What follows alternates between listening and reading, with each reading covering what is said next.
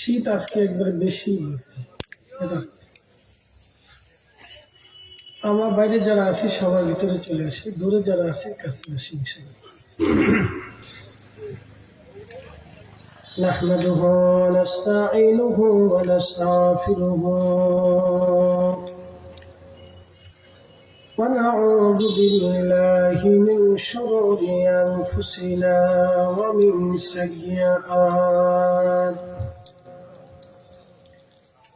ومن سيئات أعمالنا من يهده الله فلا مضل له ومن يضلله فلا هادي له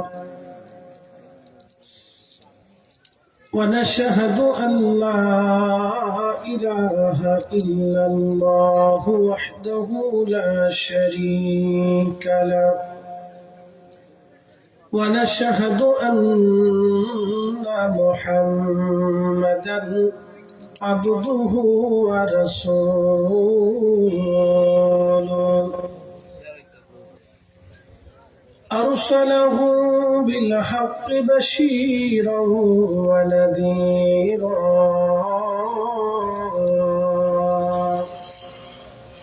وداعيا إلى الله بإذنه وسراجا منيرا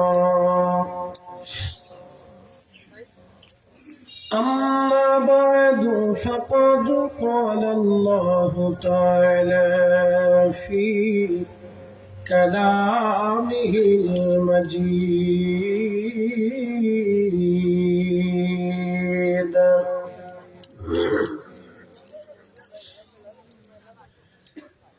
يا أيها الذين آمنوا استعينوا بالصبر والصلاة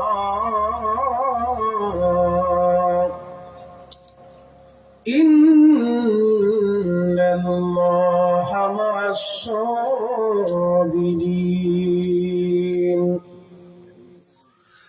ولا تقولوا لمن يقتل في سبيل الله أموات بل أحياء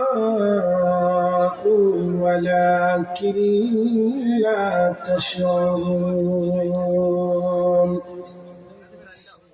في شان حبيبه ومحبوبه ومعشوقه مخبرا وآمرا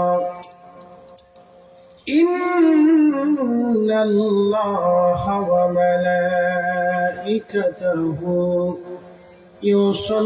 يصلون على النبي يا أيها الذين آمنوا صلوا عليه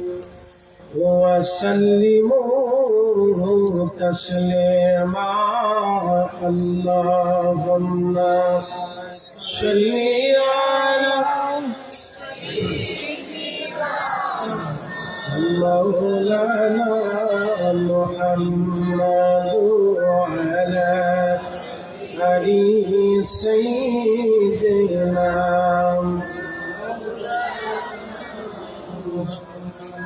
मोहब्बते पढ़ें दुरूद ओ आशिक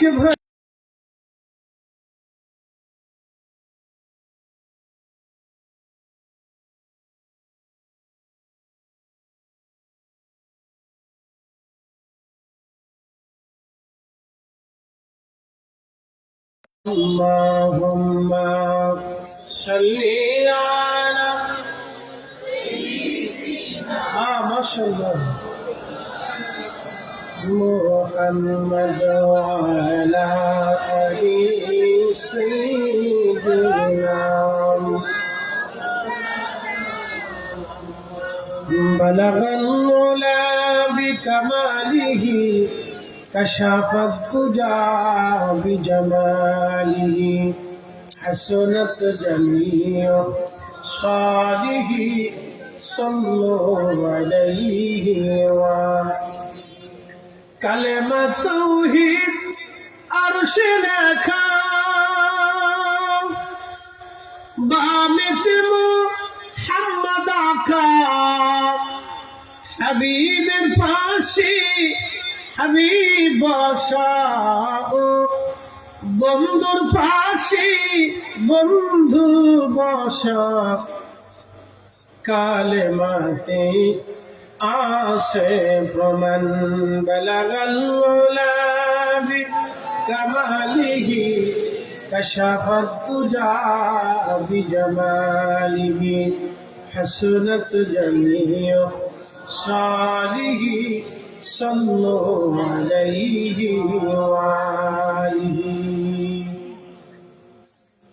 কবুলপুর আব্দুল্লাহপুর গ্রামবাসীর উদ্যোগে দ্বিতীয় বার্ষিক ইসলামী মহাসম্মেলনের সম্মানিত সভাপতি জনাব মোহাম্মদ হারুনুর রশিদ সাহেব, অত্র জামে মসজিদের মোহতারাম সভাপতি জনাব আব্দুর রব সাহেব, অত্র জামে মসজিদের মোহতারাম সভাপতিবৃন্দ এবং সকল সম্মানিত মুরব্বিয়ান ইকরাম, অতিথিবৃন্দ, এলাকার গণ্যমান্য ব্যক্তিবৃন্দ, আজকের মান্যবর প্রধান অতিথি হযরত আল্লামা মাওলানা মুফতি গিয়াসউদ্দিন চৌধুরী সাহেব নদ্দাজুল্লাহুল আলী, আল্লামা সাহেব কিবলা ফুলতুলি রহিমাহুল্লাহের সুযোগ্য আওলাদ, আজকের সকল কলিজার টুকরো যুবক, পর্দানিশীল আমার সম্মানিত মা-বোনেরা, মাইকের আওয়াজ যত দূর পর্যন্ত যাচ্ছে সকলকে মোবারকবাদ জানাই।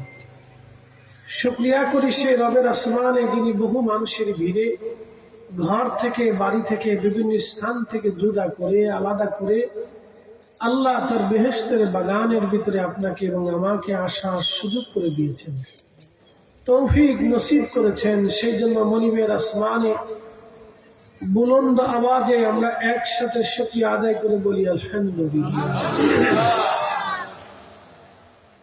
শুকরিয়া করি সেই রবের আসমানে যিনি শ্রেষ্ঠতম নবী, সর্বকালের সর্বশ্রেষ্ঠ মহামানব, ইমামুল মুরসালিন, রাহমাতুল লিল আলামিন, সাইয়্যিদুল কাউনাইন ওয়াস সাকালাইন, সৃষ্টির শ্রেষ্ঠ মেহবুবে আলা, আল্লাহর শ্রেষ্ঠতম নবীর উম্মত হিসেবে আপনাকে এবং আমাকে আল্লাহ পছন্দ করেছেন, কবুল করেছেন। সেই জন্য মনিবের আসমানে বুলন্দ আওয়াজে একসাথে আমরা আবারও শুকরিয়া আদায় করে বলি আলহামদুলিল্লাহ। মহাগ্রন্থ পবিত্র কুরআনুল কারীম থেকে আমি আপনাদের সামনে কিছু আয়াত উপস্থাপন করেছি, তারই নিরিখে আল্লাহ যেন আলোচনা করার তৌফিক আমাকে নসিব করেন, দোয়া করে বলে দেন।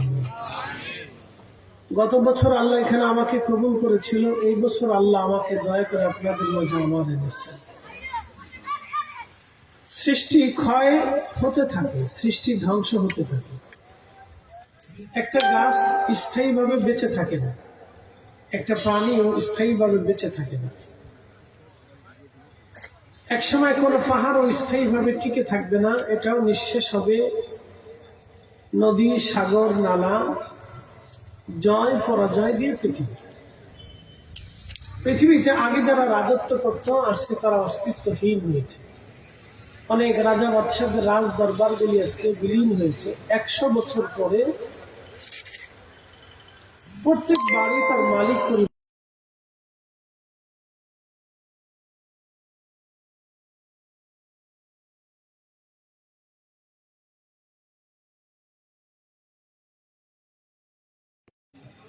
তো পৃথিবীতে 100 বছর পর পর অনেক পাঠ পরিবর্তন হয়, এটা স্বাভাবিক। একসময়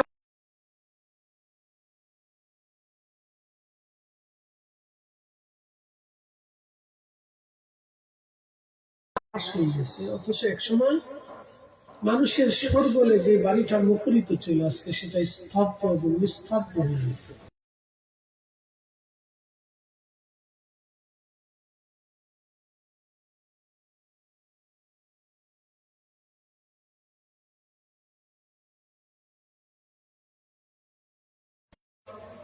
রব্বে কারিমের দরবারে ইলাহির দিকে আমরা সবাই চলে যাব একদিন, এটা চিরসত্য।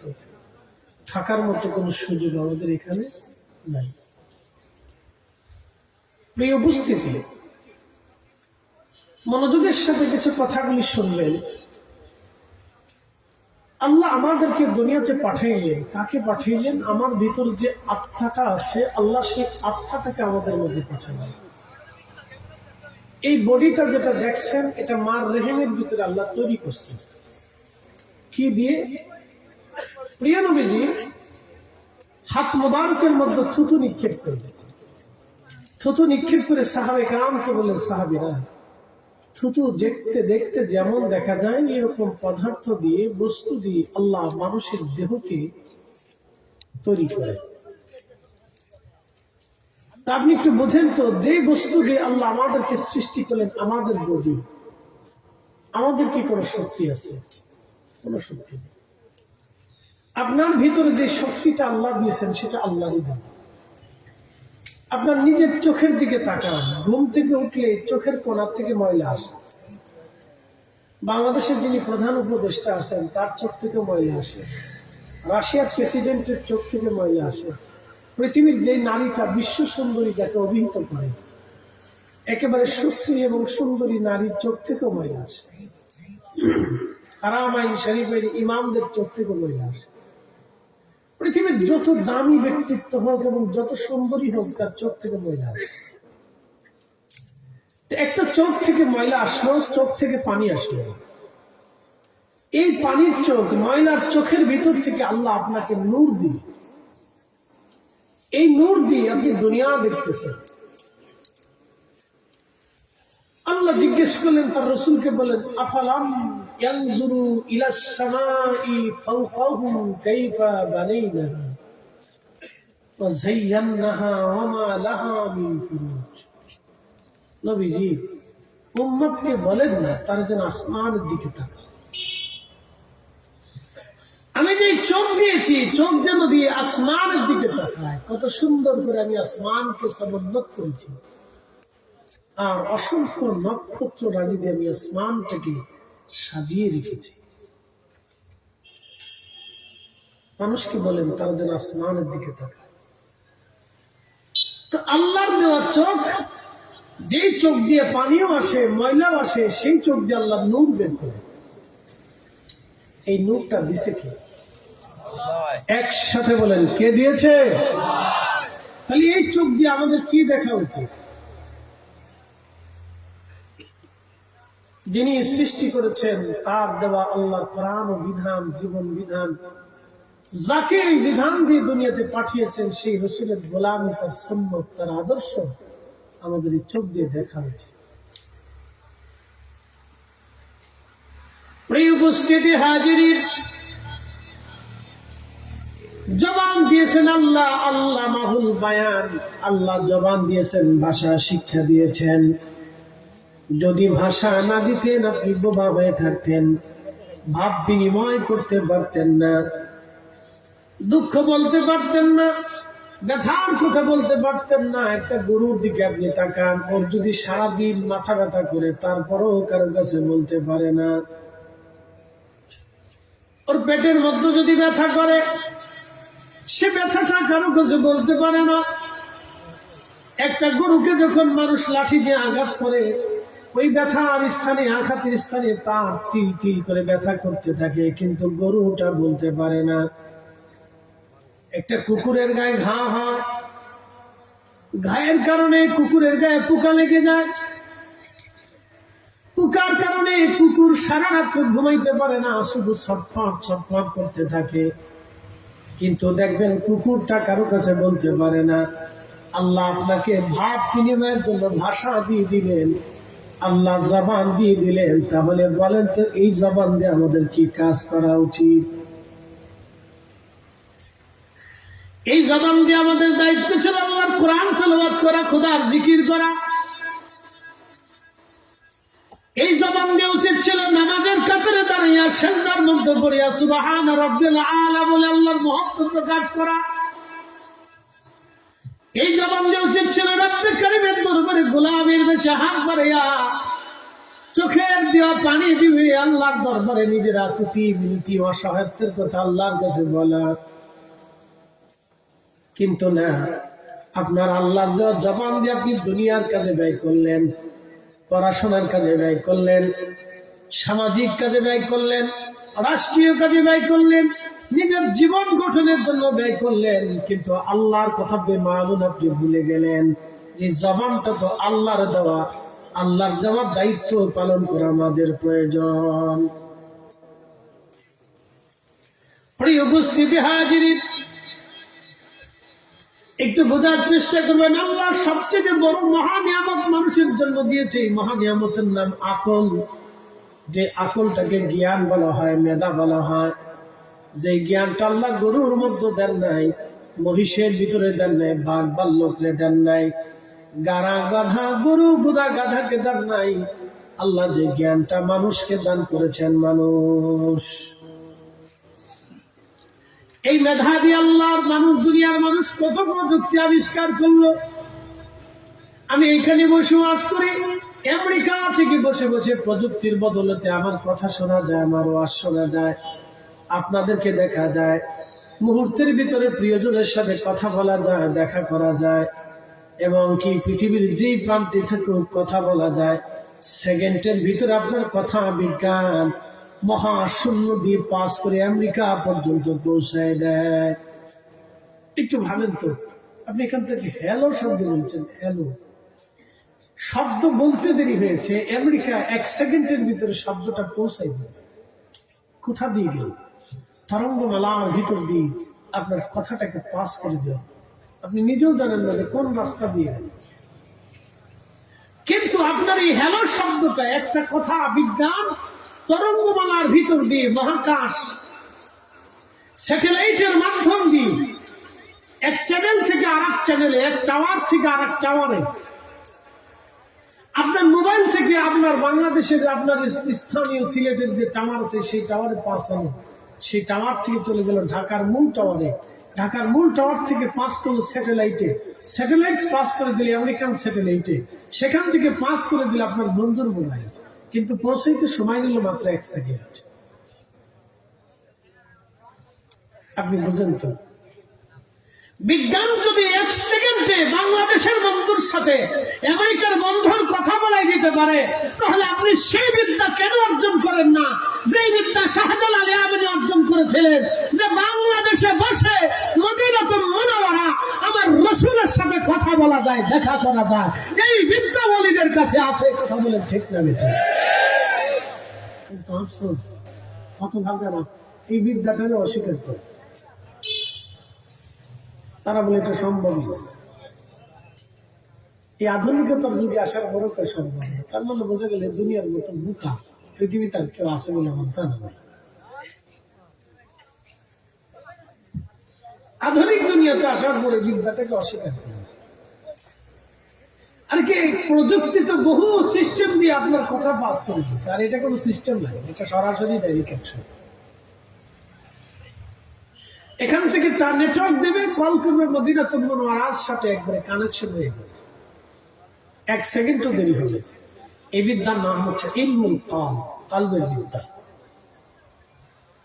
ওই আত্মার বিদ্যা, যে আত্মাটা আপনাকে আল্লাহ পাঠিয়েছে, যে আত্মাটা 7 বছর দেখা যায় না, কিন্তু আত্মা আপনার সামনে দিয়ে ঘুরে বেড়াচ্ছে, কথা বলতেছে, তার আচরণ, মেধা, কথা বার্তায় সে আত্মার পরিচয় ফুটে উঠে।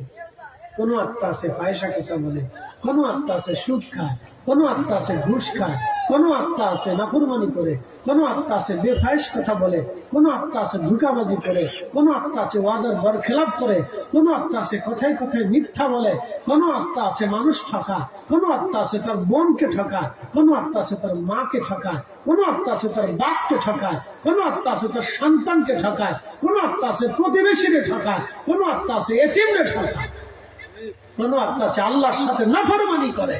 কি কথা বল না কেন? কোটি কোটি আত্মা আল্লাহ আত্মা দুনিয়াতে পাঠিয়ে। ويسألونك عن الروح قل الروح من أمر ربي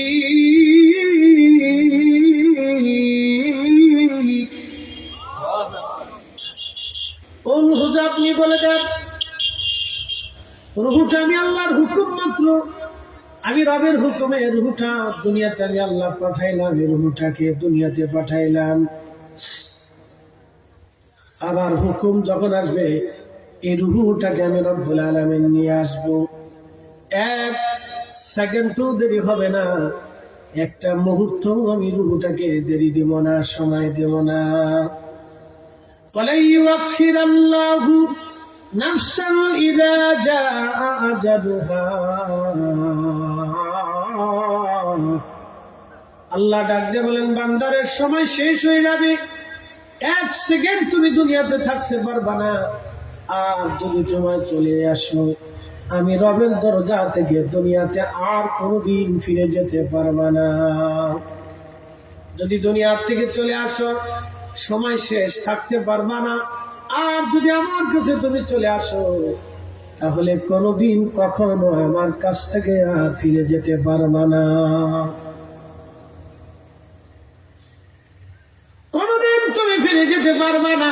আত্মারে তোমাকে আমি নিয়ে আসবো। এই জন্য মানুষ মারা যাওয়ার পরে আমরা একটা শব্দ উচ্চারণ করি, ইন্না লিল্লাহ, নিশ্চয় আমরা আল্লাহর জন্য, ওয়া ইন্না ইলাইহি রাজিউন, এবং নিশ্চয় আমরা আল্লাহর কাছে ফিরে চলে যাব। আমরা তো রবের কাছে ফিরে যাব, কিন্তু কি নিয়ে যাব? কি জন্য আল্লাহ দুনিয়াতে আপনাকে পাঠালেন? কেন আল্লাহ দুনিয়াতে আপনাকে পাঠালেন? এই শব্দটা যদি আপনি বুঝেন, তাহলে অবশ্যই আপনি আল্লাহ চিনে যাবেন। কেন পাঠাইলেন? এই আত্মাটাকে আল্লাহ দুনিয়াতে পাঠাইলেন। পাঠানোর আগে জিজ্ঞেস করেছিলেন, আলাস্তু বিরাব্বিকুম, আমি কি তোমাদের রব নই? আলাস্তু বিরাব্বিকুম, আমি কি তোমাদের রব নই? সেই দিন আমরা বলেছিলাম, বালা, হ্যাঁ আপনি আমাদের রব, আপনি আমাদের রব। আমরা সেই দিন স্বীকার করেছিলাম আপনি আমাদের রব। কিন্তু আশ্চর্য, দুনিয়াতে আসার পরে এই আত্মাটাই প্রতিমার সামনে সেজদায় পড়ে গেল। এই আত্মাটা পাথরের সামনে সেজদায় পড়ে গেল। এই আত্মাটা এসে সাগরের সামনে সেজদায় পড়ে গেল। এই আত্মাটা সূর্যের সামনে সেজদায় পড়ে গেল। সুলাইমান আলাইহিস সালামের জামানাতে রানী বিলকিসের দেশ সাবা, ইয়ামান দেশের সাবা অঞ্চলের মানুষেরা সূর্যের পূজারী ছিল। সূর্যটাকে তার সামনে নিয়ে সেজদার মধ্যে পড়ে যাইতো। হযরতে সুলাইমান নবীর কাছে হুদহুদ এসে বলল, গো নবী, আমি আমার একটা জনপদের খবর নিয়ে আসলাম, যারা সূর্যের সামনে সেজদা দেয়, সূর্যটাকে খোদা মনে করে থাকে। নবী, আমরা সূর্যের পূজা আরতের সংবাদ নিয়ে আসছি। ওই দেশের মানুষ সূর্যের পূজা করত। ইরানি মানুষগুলি তখন তারা এমন একটা পর্যায়ে ছিল, ইরানিরা হাজার হাজার বছর ধরে আগুনের পূজা করত। আগুনটাকে তারা খোদা মনে করত। আগুনের সামনে তারা সেজদায় মাথা নত করে পড়ে থাকতো। কোটি কোটি আত্মা, কোটি কোটি আত্মা দুনিয়াতে আগুনের সামনে সেজদা দিল। কোটি কোটি আত্মা দুনিয়াতে প্রতিমার সামনে সেজদা দিল। কোটি কোটি আত্মা দুনিয়াতে পাথরের সামনে তারা সেজদায় পড়ে রইল। কোটি কোটি আত্মা, কোটি কোটি আত্মা মানুষের সামনে সেজদা দিল।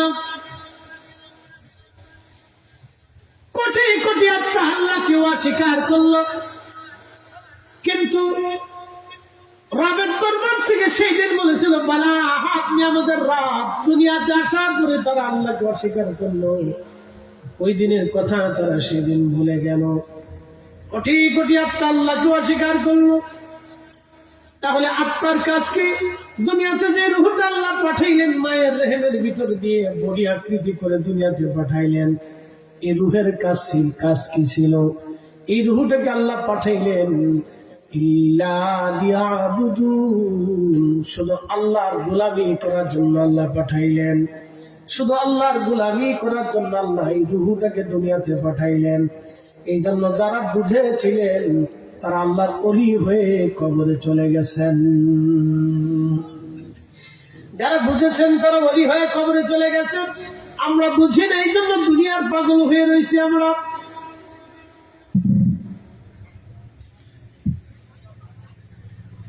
ইলমে বাতেন নাহি যারো,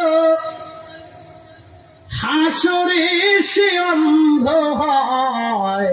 ইলমে বাতেন নাহি যারো হাসরে সে অন্ধকার ইশকে খুদা নাহি যারো দোজখেতে সেই রায় ওরে ইশকে খুদা নাহি যারো দোজখেতে সেই রায়। ও ভাইরা আমার, আজকে খবরে দেখলাম চ্যানেলাইতে প্রকাশ করেছে, আমি মাঝে মধ্যে বলি আমাদের দেশে আত্মা পাওয়া মানুষ পাওয়া বড় কষ্ট। চট্টগ্রাম আনোয়ারাতে তার মা দুইটা বাচ্চা রেখে মার বাবা পালিয়ে চলে গেছে।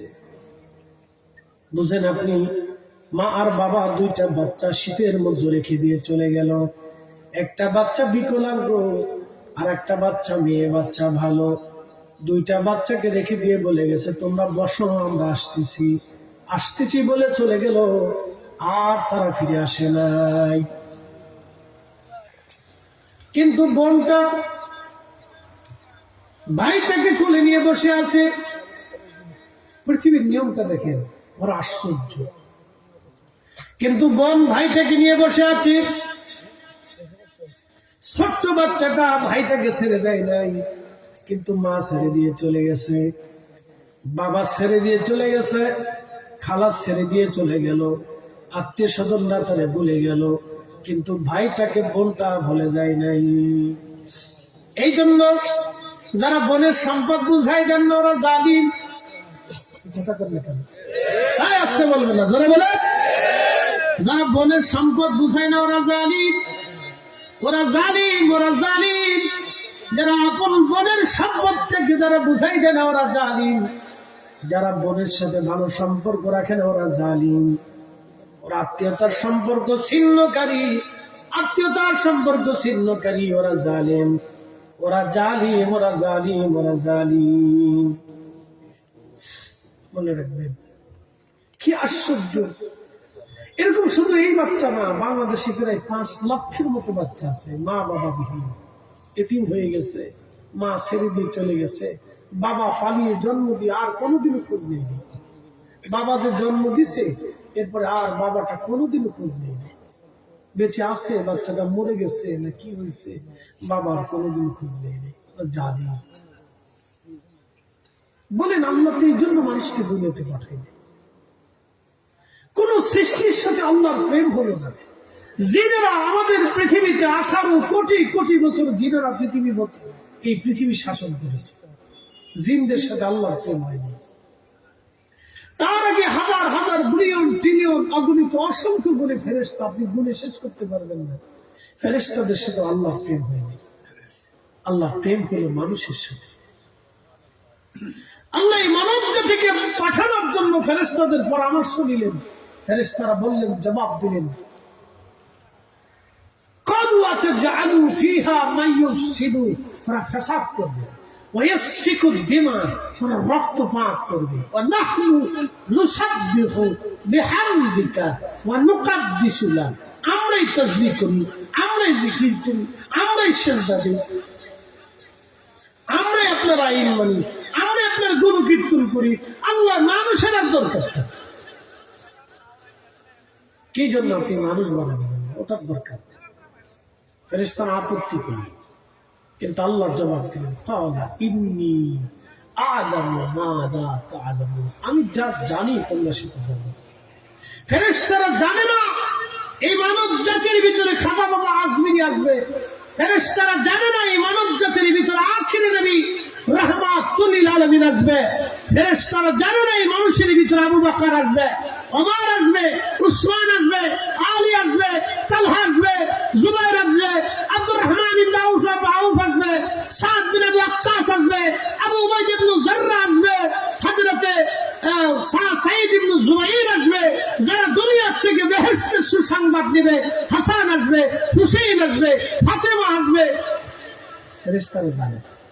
একসাথে বলবেন আল্লাহু আকবার, আরো জোরে। আল্লাহ বানাইলেন কত জাতি,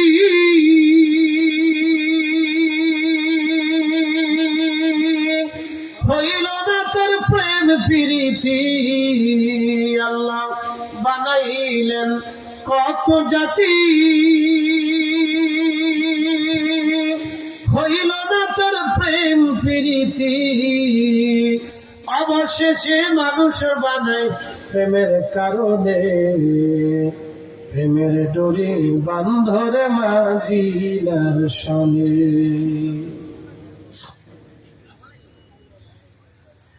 কবুলপুর আব্দুল্লাহপুরবাসী, উসমানী নগরবাসী খুব মনোযোগের সাথে শুনবেন। শুধু ওই বাচ্চাটা না, তিলে তিলে তিলে তিলে বহু বাচ্চা পৃথিবীতে এতিম হয়ে যায়। আমাদের দেশে 5 লক্ষের মতো বাচ্চা এতিম আছে, সহায় সম্পদহীন সম্বলহীন আছে। আবার এমন আত্মা আছে মা বাবার সাথে বেঈমানি করে মা বাবাকে ঘর থেকে বের করে দেয়, অথবা নিজেরা বাবা মা থেকে জুদা হয়ে যায়। কি কথা কর না কেন, কথা বলে। গজব তো সাগরের ভিতর যাওয়ার কথা না, গজব তো পৃথিবীর জমিনে আসার কথা। আত্মাকে আল্লাহ যে জন্য পাঠাইছে, আল্লাহ সেই কাজ, আত্মা সেই কাজ করে। এই রুহটাকে, মানুষটাকে যেই জন্য আল্লাহ পাঠাইলেন, এই মানুষটা দুনিয়াতে সে কাজ করে নাই। এই জন্য আল্লাহ বেজার হয়ে যান, রাগান্বিত হয়ে যান, কাহ্হার হয়ে যান। নবী বললেন তখন আল্লাহর আকাশ থেকে পাথর আসতে পারে, জমিনে ভূমিকম্প হতে পারে, দুর্ভিক্ষ লাগতে পারে, অথবা বিকলাঙ্গতা, বিভিন্ন রোগ তোমাদের শরীরে সে আসতে পারে। সারা বাংলাদেশে ডায়াবেটিসের রোগীর সংখ্যা কত বলেন? আজ থেকে 50 বছর আগে এই রোগের সাথে মানুষের সম্পর্ক ছিল? আপনার বাপ দাদার কথা চিন্তা করে দেখেন, আপনার দাদার বয়স হয়ে গেছে 100 বছর, তারপর ডায়াবেটিস হয়নি। বৃদ্ধতার কারণে সে মারা গেছে। বয়স হয়ে গেছে, শরীর নুব্জ হয়ে গেছে, নুব্জতার কারণে সে বৃদ্ধতার রোগে, বৃদ্ধতা একটা রোগ, বৃদ্ধতা একটা দুর্বলতা, এই বৃদ্ধতার রোগে সে মারা গেছে। কিন্তু ডায়াবেটিস হয়ে, হার্টের রোগী হইয়া, প্রেশার রোগী হইয়া, ব্রেন স্ট্রোক করিয়া, হার্ট স্ট্রোক করে এইভাবে মারত। রাসূল বলেন হঠাৎ মৃত্যু আসবে, এটা আল্লাহর পক্ষ থেকে বালা। সকালবেলা নাস্তা করবে, বাড়ি যাওয়ার পরে মারা যাবে, মানুষ আফসোস করবে, হাবকটা কিছু আগে নাস্তা করে গেল, এখনই মরে গেল, আফসোস করবে। হঠাৎ মৃত্যু আসবে, হঠাৎ হঠাৎ করে মানুষ মারা যাবে, এটা বালা। বর্তমান পৃথিবীর 100 জন মানুষ মারা গেলে তার 5 জন মানুষ মারা যায় স্ট্রোকে, হার্টের রোগে। 100 জন মানুষের ভিতরে 5 জন হার্টের রোগে মারা যায়। কেন হার্টের রোগ হবে বলেন তো? এখন মানুষের খাবারের অভাব নাই, রিজিকের অভাব নাই, পয়সার অভাব নাই, সম্পদের অভাব নাই। মানুষ ধনে মানে প্রযুক্তিতে বিজ্ঞানে উন্নত হয়েছে, কিন্তু মানুষের রুহে কোনো শান্তি নাই, আত্মায় শান্তি নাই। এক কথা বল না কেন? আত্মায় কোনো শান্তি, শান্তি এক জায়গায় ছিল, আল্লাহ সেটাও জানাই দিয়ে দিলেন। তোমরা যদি তোমাদের জীবনে আত্মায় শান্তি নিতে চাও, তাহলে এক জায়গায় শান্তি আছে। আলা বিযিকরিল্লাহি তাতমাইন্নুল কুলুব, আমার জিকিরের মধ্যেই তোমার শান্তি আসবে। আমার আইন মানবা শান্তি, নামাজে দাঁড়াবা শান্তি, রোজা রাখবা শান্তি, হজ করবা শান্তি, মুনাজাতে থাকবা শান্তি, তাহাজ্জুদে আসবা শান্তি, আমার হালাল হারামের জিন্দেগি বাইসে বুঝে চলবা শান্তি, হালালের জিন্দেগি মানবা শান্তি, হারাম পরিত্যাগ করবা শান্তি। যদি শান্তি পাইতে চাও তাহলে আমার রাসূলের তরিকায় আসো, শান্তি যদি পাইতে চাও তা আমার জিকিরের দলে আসো, আমার জিকির দলে আসো। যারা জিকির করতে বলা তাদের অন্তর্ভুক্ত হয়ে যাও, যারা সালেহীন তোমরা তাদের অন্তর্ভুক্ত হয়ে যাও যদি শান্তি পাইতে চাও। এই জন্য মানুষ জিকির ছেড়ে দিছে, মানুষ দুনিয়া গ্রহণ করছে। এই জন্য কোটি টাকা আছে কিন্তু সুখ নেই, সুখ নেই। কোটি কোটি টাকা আছে, সুখ নেই, শান্তি পাই না। আপনাদেরকে রহস্যের কথা বলতে চাইছি। আত্মা, রূহ কেন আল্লাহ দুনিয়াতে পাঠায়? আপনার ভিতরে যে আছে ওকে দেখা যায়। আমার ভিতরে যে আপনাদের সামনে বক্তব্য দিচ্ছে তাকে দেখা যায়, আপনি কখনো খুঁজে দেখতে পারবেন না। আজরাইল যখন নিয়ে যাবে, কোন রাস্তা দিয়ে নিবে তাও আপনি দেখবেন না। যে আজরাইল নিল সে আজরাইলকেও দেখবেন না, কিন্তু নিয়ে গেছে সত্য। কি কথা ঠিক আছে কিনা? নিয়ে গেছে এটা তো সত্য, নিয়ে যাবে এটাও সত্য, কেউ ঠেকাইতে পারবে না। যে আত্মা প্রতিমার সামনে সেজদা দিয়ে পড়ে থাকে ওই আত্মা কেউ আল্লাহ নিয়ে যাবে। যে আত্মা আগুনের সামনে সেজদায় করে থেকে সে আত্মাকেও আল্লাহ নিয়ে যাবে। তো বিশ্ববিখ্যাত ওলি কামেল ছিলেন হযরত বাইজিদ বুস্তামি, ইরানের বুস্তান নগরে। তখন ইরানিরা শিয়া ছিল না, তখন ইরানিরা বড় কাট্টা সুন্নি ছিল। তো বাইজিদ বুস্তামি রহমতুল্লাহ, আব্দুল কাদের জিলানী রহমতুল্লাহ ইরানের জিলান অঞ্চলে জন্ম নিয়েছিলেন। বাগদাদে গিয়েছিলেন তিনি পড়াশোনা করার জন্য। তাহলে বোঝা গেল আগে ইরানিরা কাট্টা সুন্নি ছিল। বড় বড় মহান ওলিদের জন্য ইরানে হয়েছে। Iran, Uzbekistan, Turkmenistan, Turkestan, Azerbaijan, Afghanistan, এই অঞ্চলগুলিতে বড় বড় বুজুর্গ ওলিদের জন্ম হয়েছে, বড় বড় ইমামদের জন্ম হয়েছে। বিশ্ববিখ্যাত আকীদার ইমাম, ইমাম আশআরী, ইমাম বুখারী, ইমাম মুসলিম, ইমাম হযরত আবু দাউদ সিজিস্তানি, হযরত ইমাম তিরমিজি, বিশ্ববিখ্যাত ইমামদের জন্য এই সমস্ত বেল্ট হয়েছে বালকান অঞ্চলগুলিতে। Russia, Bosnia, Chechnya, Herzegovina, Turkestan, এই বেল্টগুলিতে, সিরিয়া, এই সমস্ত অঞ্চলগুলিতে বড় বড় জ্ঞানী বিদ্বানদের জন্ম হয়েছে। মিশর, ইরাক, ইরান, এই বেল্টগুলিতে। তো খুব মনোযোগ দিবেন, যে কথা বলছিলাম যে বাইজিদ বুস্তামি রহমাতুল্লাহর প্রতিবেশী ছিল শামউন। তো আগুনের পূজারী ছিল, আগুনের পূজারীদের ধর্মযাজক ছিল। 40 বছর ধরে আগুনের পূজা করছে। মৃত্যু সজ্জায় বাইজিদ বুস্তামি চিন্তা করলেন একটা বার তার দাওয়াত দিয়েছে। দেখছেন আগের ওলিরা কুফারদের কাছে দিনের দাওয়াত দিত। আজ পর্যন্ত আমরা কোন হিন্দুরে বসেই আছি, আজ পর্যন্ত বুঝাইতে পারছি ভাই হিন্দু তুমি এটা করো না, এটা ঠিক না, এইটা তোমার এটা ঠিক কিনা, আমরা আজ পর্যন্ত দাওয়াত দিইনি। নিজেরা হুজুরা গুতাগুতি করতে করতে জীবন শেষ করে ফেলেছি। কথা বলে আইয়ে কোনো মিলাদ বেদাত হয়ে, কোনো দোয়া বেদাত হয়ে, কোনো লাখ টাকার তারাবি বানাও, ওটাকে বুকে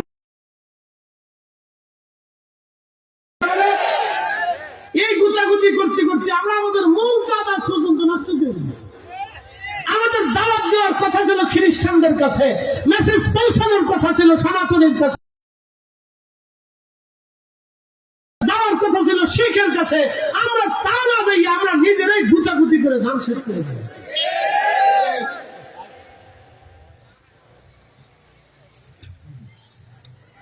হযরত বাইজিদ বুস্তামি রাহমাতুল্লাহ আলাইহি শামউনের কাছে গেল। শামউন, কালেমা তুমি পড়ে নাও। শামউন, 40টা বছর ধরে আগুনের পূজা করলা।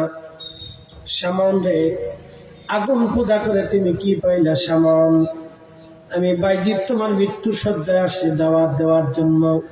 শামউন, কালেমা পড়ে এক আল্লাহর উপরে বিশ্বাস নিয়ে তুমি কবরে চলে যাও। ডাক দিয়ে বলল, বাইজিদ তোমার ধর্ম সত্য, প্রমাণ কি? দেখছে কথা তো সত্য, তোমার যে দিন সত্য, প্রমাণ প্রমাণ দাও। তোমার যে আল্লাহ আছে তার প্রমাণ কি?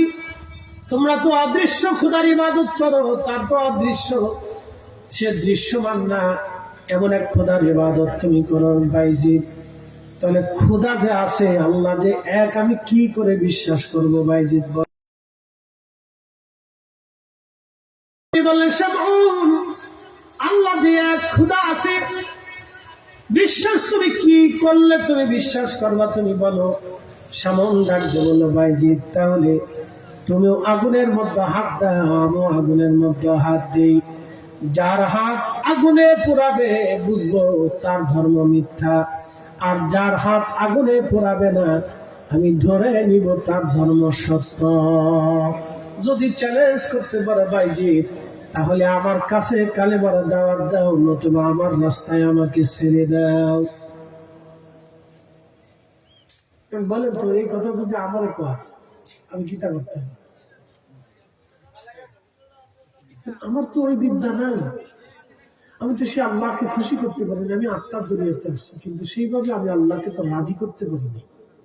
যারা রাজি করছিলেন তারা যাই নামাজ পানির উপর বিছাই দিছিলেন। কথা কন না, জোরে বলেন। ওনাদের আসুন, এখন যারা এসে নতুন নতুন মশলা বাতাচ্ছেন, আপনারটা আসুন না। আপনার CSRS BSS এগুলি নাই। আপনি হলো হাওলাতি রোহিঙ্গা। আজকে কোন কেন ডরাইছেন আপনারা? কোনটা? এটা কি রোহিঙ্গা? এটা বাঙালি অরিজিনাল না, এটা রোহিঙ্গা। এটা BS বাংলাদেশ আমলে আছে, এটা পাকিস্তান আমলে ছিল।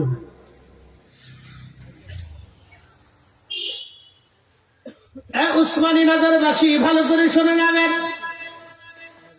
হযরত বাইজিদ বুস্তামি ডাক দিয়ে বলেন, ঠিক আছে শামউন, তোমার শর্তে আমি রাজি, তারপরও তো তুমি কালেমা পড়ো।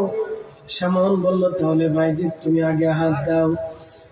শামউনের চিন্তা হলো, বাইজিদ আগুনে হাত দিবে, আগুন তো কাউকে খাতির করবে না, আগুনের ধর্ম জ্বালিয়ে পুড়িয়ে নিঃশেষ করে দেওয়া। আগুনের ধর্ম হচ্ছে জ্বালিয়ে পুড়ে নিঃশেষ করে দেওয়া। আগুন তো আর বাইজিদকে ছাড়বে না। শামউন জানে না আল্লাহর ওলিদের দৌড় আল্লাহর আরশ পর্যন্ত। আল্লাহ জানিয়ে দিয়েছেন, আল্লাযীনা আমানু ওয়া কানু ইয়াত্তাকুনা লাহুমুল বুশরা ফিল হায়াতিদ দুনিয়া ওয়া ফিল আখিরাহ। আল্লাহ ডাক দিলেন, যারা ইমানে আমলে পাকা হবে, ইমানে আমলে, ইমানে আমলে, ইমানে আমলে। আল্লাযীনা আমানু, যারা ঈমান এনেছে, ওয়া কানু ইয়াত্তাকুন, এবং তদরুজি মুত্তাকি যারা হয়েছে, লাহুমুল বুশরা ফিল হায়াতিদ দুনিয়া, দুনিয়াতে তাদের জন্য সুসংবাদ, ওয়া ফিল আখিরাহ, তাদের জন্য আখিরাতে সুসংবাদ। একবার জোরে বলা যাবে কি আল্লাহু আকবার।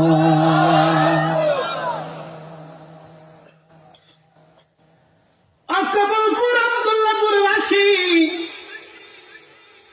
শামউন জানে না আল্লাহর ওলিদের দৌড় আল্লাহর আরশ পর্যন্ত, জানে না লা খাউফুন ওয়ালা হুম ইয়াহজানুন, তাদের কোনো ভয় নাই, চিন্তা নাই।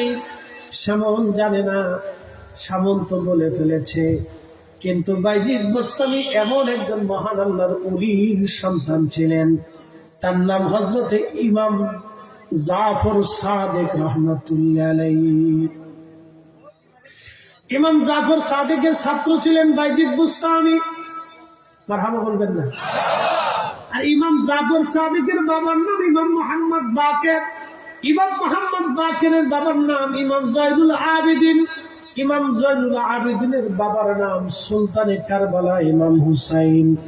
ইমাম হুসাইনের মা এবং বাবার নাম বাবা আলী, যিনি কাবা শরীফে জন্ম নিয়েছিলেন, যার ব্যাপারে নবী বলে দিয়েছেন, আনা মাদিনাতুল ইলম, আমি ইলমের শহর, আলী ও বাবুহা, আর আমার আলী হলো তার দরওয়াজা।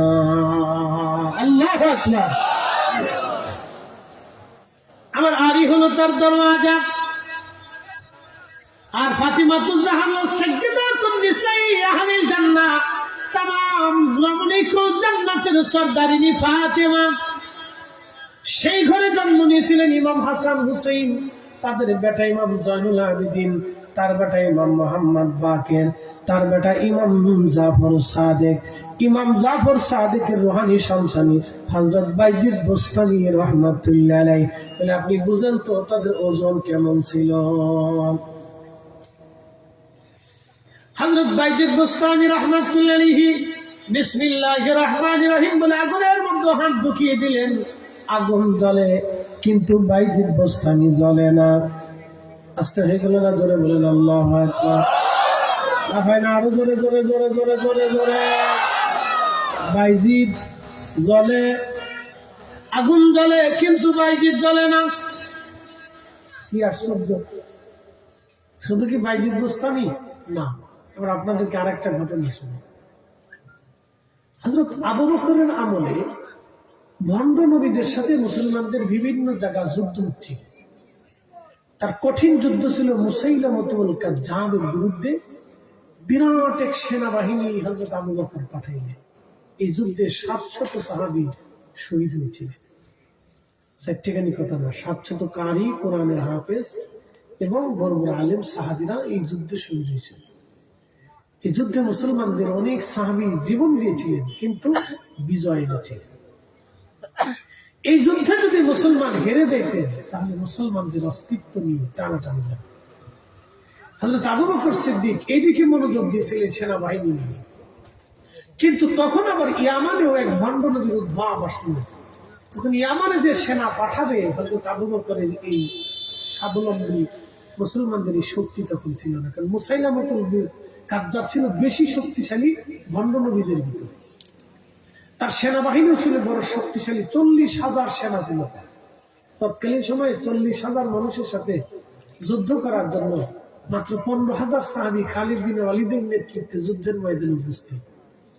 বুঝতে পারতেছেন, ইসলামের প্রথম সময় নবীজির তিরোধানের 1 বছর পরেই ঘটনাটা। হযরত আবু বকর রাদিয়াল্লাহু আনহু হিমশিম খেয়ে গেলেন যে কঠিন মুহূর্তে আমি কিভাবে ফয়সালা করব। তো সেই জমানায় মাত্র 15,000 সাহাবী এবং নতুন মুসলমান দিয়ে একটা সুগঠিত সৈন্যবাহিনী পাঠাইলেন মুসাইলামাতুল কাজ্জাবের বিরুদ্ধে। 40,000 মানুষের বিরুদ্ধে যুদ্ধ হবে, মাত্র 15,000 লোক যুদ্ধ করবে। কিন্তু এদিকে ইয়ামানের সৈন্যবাহিনী পাঠাবে সেই সামর্থ্য মুসলিম খেলাফতের ছিল না। তো কি করবে? ইয়ামানে পাঠিয়ে দেওয়া হলো হযরতে আবু মুসলিম আল খাওলামি রাহমাতুল্লাহ আলাইহি। তিনি সাহাবী ছিলেন না, তিনি তাবী ছিলেন। সাহাবী হওয়ার জন্য মিশর থেকে রওনা দিয়ে আসছিলেন, কিন্তু এসে নবীকে পান নাই। নবী ইন্তেকাল করেছেন, পরে আবু বকরের কাছে কালেমা পড়ছিলেন। তিনি গেছে ইয়ামান। ইতিহাস শুনে যান, মুসলমানদের কি ইতিহাস শুনে। খালি তলোয়ার দিয়ে মুসলমানদের বিজয় হয়, শুধু তলোয়ারের জোরে না। মুসলমানদের আর একটা শক্তি আছে। এই শক্তি যখন মুসলমানের থাকবে না, তখন তলোয়ারের জোরে মুসলমানের থাকবে না। আর এই শক্তি যদি থাকে তো তলোয়ারের জোরে মুসলমানের থাকবে। সেই শক্তির নাম শাহজালালের জায়নামাজ। কথা করলে শুধু তলোয়ারে বাংলা জমিন দখল হয়নি, শাহজালালের জায়নামাজের দরকার ছিল। এখন আমাদের মুসলমানদের জমানের গুলি আছে, কিন্তু জায়নামাজের শক্তি নেই। কথা বললে যারা বলে আমাদের জায়নামাজের শক্তি নেই, জায়নামাজের শক্তি নেই। যদি জায়নামাজের শক্তি থাকতো তাহলে আর ফিলিস্তিনি মুসলমানরা রোহিঙ্গারা এদের মাই খায় না। জায়নামাজের শক্তি মুসলমানদের। তো খুব মনোযোগ দিবেন। আবু মুসলিম আল খাওলামি রাহমাতুল্লাহ আলাইহি তিনি ইয়ামানে কালেমার দাওয়াত দিতে গেলেন। ইয়ামানিরা ভণ্ড নবীর লোকেরা আবু মুসলিমকে ধরে নিয়ে গেল। বলল, আবু মুসলিম তুমি আমাদের দলে চলে আসো। আবু মুসলিম বলল, না, আমার নবী আখিরি নবী, এই নবীর পরে আর কোনো নবী নাই। তোমাদের ভণ্ড নবীকে আমি কখনো মানতে পারবো না। আবু মুসলিমকে বলা হলো, তাহলে তোমাকে আমরা হত্যা করব। আবু মুসলিম বলল, তোমরা তোমাকে হত্যা করে ফেলবা, তাহলে একটা কাজ করো, আসো তোমরা আগুন জ্বালাও, আমাকে আগুনের মধ্যে ছেড়ে দাও। যদি আগুন আমাকে জ্বালায় তাহলে বুঝবো আমার নবী মিথ্যা, আর আগুন যদি আমাকে না পোড়াইতে পারে তাহলে তোমাদের নবী মিথ্যা, আমাদের নবী সত্য নবী। একবার জোরে বলা যাবে আল্লাহু আকবার।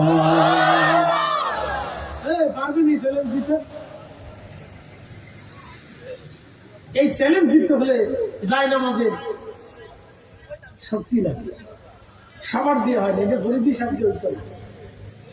কেন আমরা ডাকাতি দন্ডি কোন যে ভাই মাপ সাপ করে দেশ কিছু কষ্ট টাকা পয়সা যা আছে গুতা টুতা দিস না, কি কথা ঠিক আছে কিনা? ডাকাতি যদি ধরে তো বাইরে তোর গুতা মুতা ঢাকা টাকা দিস না, যা আছে সব নিয়ে ভাই ডিস্টার্ব করিস না, ঝামেলা করিস না।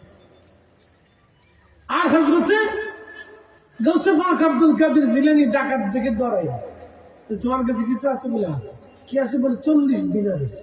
কোন জায়গা আছে? বগলের নিচে। আমা জুব্বার আস্তিরে সেলাই করে দিচ্ছে। হ্যাঁ বাচ্চা, তুমি সত্য বললো? হ্যাঁ সত্য তো বলবো। মা বলছে কখনো মিথ্যা বলা যাবে। ডাকাতে সর্দার চিন্তা করলো, বাপরে বাপ, এতটুকু বালক মার আদেশ থেকে কিভাবে মানতেছে, আর আমি মানুষের হক নষ্ট করে ফেলতেছি, মানুষকে হত্যা করতেছি ধন আর সম্পদের জন্য। আর এই বাচ্চা শুধু মায়ের আদেশের জন্য আজকে তার 40 দিরহাম, সেদিনের সামনে দিরহাম 60 কথা না, পড়ালেখার জন্য মা পাঠিয়ে দিছে। এই ছেলেটা আজকে তার দিরহাম আমাকে দিয়ে দিচ্ছে, সত্য কথা বলতেছে মার হুকুমে। না, আর জীবনে ডাকাতি করতাম না, আজকে থেকে তওবা করলাম। জীবনের প্রথমেই সত্য কথার কারণে হুজুর গাউসে পাকের কাছে ডাকাত দলেরা তওবা করে ভালো হয়ে গেল। একসাথে বলবেন আল্লাহু আকবার।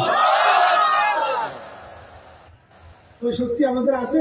নাই, যাই না আমাদের শক্তি। আমরা যাই না আমাদের শক্তি। আমরা যে সাফার শক্তি, খালি সাফা বেরোতে পারি, শুধু সাফা মারতে পারি। ভাব টিপা কত সাফা মারতেছি, সাফার শক্তি যেন আমরা এখন ধরতে পারি। আমিয়া হিন্দু সাধু দেখবেন, হিন্দু সাধু ওই ভারতে দেখবেন নাগা সাধু বলে, নাগা সাধু 40 বছরই বলিলেন ঠাকুর বলে। এই শীতের ভিতরে বলে ল্যাংটা থাকে, কেমনি শব্দ তন্ত্র ও কাপড় পরে না, শীতের ভিতরেও ল্যাংটা থাকে, 40 বছর পরই ল্যাংটা।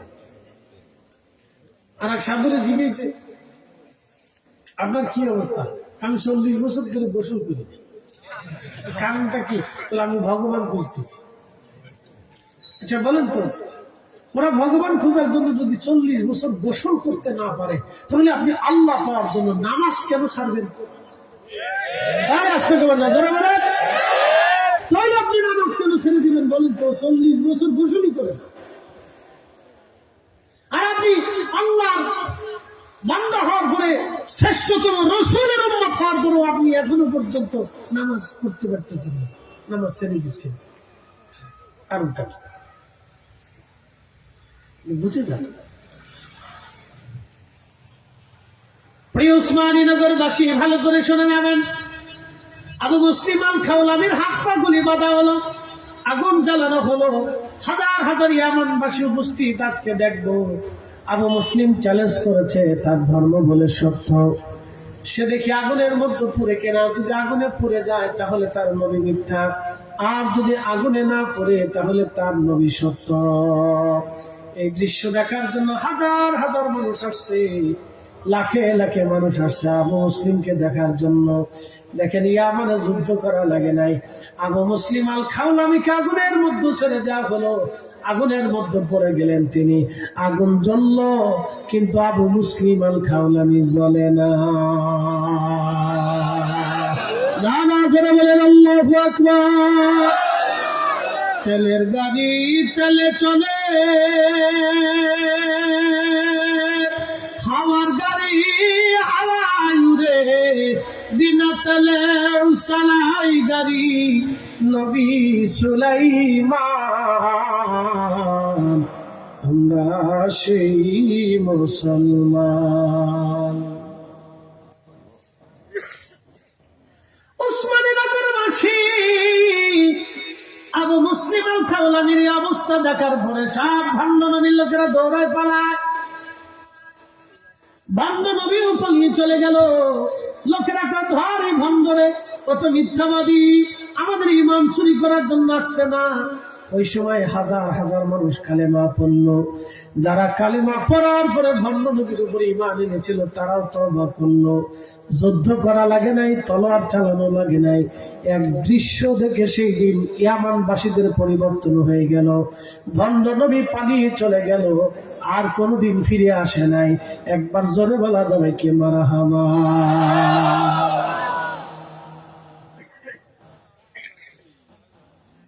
উসমানীনগরবাসী ভালো করে শুনে যাবেন, এই আত্মা আবার কোন আত্মা? তাহলে আবু মুসলিম আল খাওলামির আত্মা আর আমার আত্মা এক আত্মা না। শাহজালাল ইয়ামানী মুজাদ্দিদের আত্মা আর আমার আত্মা এক আত্মা না। কথা ঠিক আছে কিনা? আত্মা আত্মার মধ্যে ডিফারেন্স আছে, পার্থক্য আছে। ভাই আমার, এই শক্তি আমাদের মাঝে আজকে নাই, এই ইমানি শক্তি আমাদের নাই, এই মুহাম্মদী শক্তি আমাদের নাই। বাইজিদ বোস্তামি আগুনের মধ্যে হাত ঢুকাইলেন, আগুন জ্বলে, কিন্তু বাইজিদ বোস্তামি জ্বলে না। বাইজিদ বোস্তামি ফুললো না। বন্ধু সামন ডাক দেখা, বাইজিদ এটা আবার কোন বিদ্যা, যেই বিদ্যা দিয়ে তুমি আজকে আমার এই আশ্চর্য বস্তু দেখাইলা? 40টা বছর ধরে আমি আগুনের সামনে সেজদায় পড়ে আছি, 40টা বছর আমি আগুনকে খোদা মনে করি, কিন্তু আগুন তো আমার খাতির করবে না। কিন্তু ভাইজি তুমি জীবনে একবারের জন্য আগুনের সামনে সেজদা দাও নাই, ভাইজি তোমার হাত আজকে আগুনে পড়াইলো না, এই বিদ্যার নাম কি? তখন বাইজিদ বললেন, এই বিদ্যার নাম লা ইলাহা ইল্লাল্লাহু মুহাম্মাদুর রাসূলুল্লাহ। এই কালেমার বিদ্যাটা সাল্লাল্লাহু আলাইহি সাল্লাম শামউদ তুমি আগুনের সেজদা দিয়েছো আর আমি আগুনের মালিকের সেজদা দিছি। জোরে জোরে জোরে জোরে বলেন আল্লাহু আকবার। আরে শামউদ তুমি আগুনের সেজদা দিয়েছো, কিন্তু আমি আগুনের মালিকের সেজদা দিলাম। শামউদ এই জন্য আগুন আমার হাত পোড়াইতে পারে না, কারণ আমি ওই মালিককে খুশি করেছি। আল্লাহ নবী এই জন্য বলেন, আমার উম্মতেরা তোমরা শুনে নাও, বান্দার ফরজ ইবাদত আল্লাহর কাছে বেশি পছন্দনীয়।